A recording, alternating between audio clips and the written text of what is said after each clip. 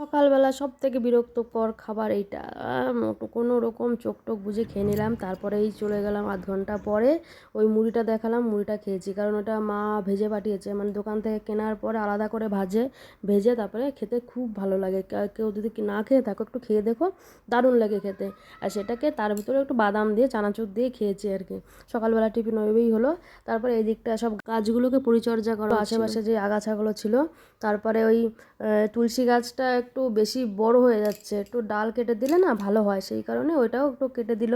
আর ওই যেই ডালগুলো ছিল সেগুলো আমি পুজোর ওইখানে জল দিয়ে রাখি, যে দুদিন পুজো দিতে পারবো। যে ডালটা এটা রেখে দিলে একটু দুদিন পাতাটা ভালো থাকে, পুজো দেওয়া যায়। এটা কাঁঠাল গাছ দেখালাম, দেখলে এইখানে না কাঁঠাল কিনতে পাওয়া যায়, সেখানে কিনেছিলাম। তাই কাঁঠালটা দারুণ ছিল খেতে, সেই কারণে ওটা বীজটা লাগিয়ে দিয়েছিলাম, হয়ে গেছে। কিন্তু ভাড়া বাড়িতে এখানে কোথায় গাছ লাগাবো, এখানে থাকবো কিনা তারও ঠিক নেই। সেই কারণে গাছটা তুলে নিয়ে বাড়িতে দিলাম, যে বাড়িতে গিয়ে লাগিয়ে নাও। তারপর এদিকে খাবার রেডি হয়ে গেছে। এখানে ডিমের তরকারি, তেল পটল, ডাল, সয়াবিন এইসব খাওয়া দাওয়া করে, আর হচ্ছে পাতাকপি ভাজা খাওয়া দাওয়া করে বাড়িতে দেখেছো কত কাজ, সেগুলো করেই একবারে রান্নাঘরটা গুছিয়ে নিলাম। রান্নাঘরের এইখানটা না ঢেকে রাখি গ্যাসটা, পেছনেই দরজা জানলা, সেই জানলা থেকে ভীষণ ধুলো আসে, উপরে একটা প্লাস্টিকও দিয়ে রাখি, সেটা এখন নেই। তারপরে জলগুলো ভরে নিলাম।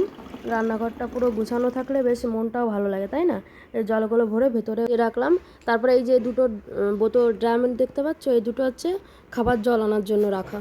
তারপরে দেখি ছোট ছোট আরশোলা বেরোচ্ছে এই সোপার এই কোণ থেকে, তাই লাল হিটটা দিয়ে দিচ্ছে, পাশে হিটটা দিয়ে দিলাম। আর জানো তো প্রতিদিনই তো সরিয়ে সরিয়ে সব ঝাড় দেওয়া হয়, পরিষ্কার করা হয়, তাও কোথা থেকে যেন আরশোলা আসে বুঝি না। দেখো এইভাবে ভালো লাগে না, এইভাবে ভালো লাগে সোফাটা, আমার তো এইভাবেই ভালো লাগে, ওর জন্য এই কভারগুলো দিয়ে রেখে দিই। তারপরে বাইরে যে কাজগুলো করেছিলাম না গাছের, সেইখানে তো পরিষ্কার করা হয়নি, গাছটা তুলেই তো বাড়ি নিয়ে গেলাম, যে বাড়িতে গিয়ে একবার খাওয়া দাওয়া করে এসে তারপরে বাড়ির কাজগুলো করবো। সেই কারণে এখন খাওয়া দাওয়া করে এসেছি। এবার এটাও ঝাড় দিয়ে নিলাম, বাইরেটা পরিষ্কার করে বা চান করতে যাব। প্রত্যেক দিন এই একই রুটিন, বোর লাগে জানো তো। মনে হয় কি যদি একটু আমার যেমন বাড়িতে যদি থাকতাম, বোনের কাছে যেতাম, গল্প করতাম, এখানে যেতাম, দেউলি মন্দির যেতাম, খুব মিস করি সেগুলো। কবে যাব, এখনও 2-3 মাস আছে যেতে না।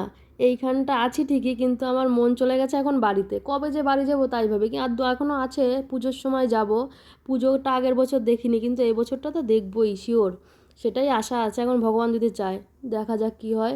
কিন্তু এইখানে না অনেক খাবার পাওয়া যায় না, মিষ্টি পাওয়া যায় না, দই পাওয়া যায় না, মানে কি বিচ্ছিরি, মিষ্টি খেতে গেলেও বানিয়ে খেতে হবে, এইরকম অবস্থা।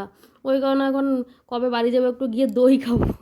হাসি পাবে তোমাদের শুনলে, আর দই খাওয়ার জন্য মানে বাড়ি যেতে হবে, সেরকম একটা অবস্থা।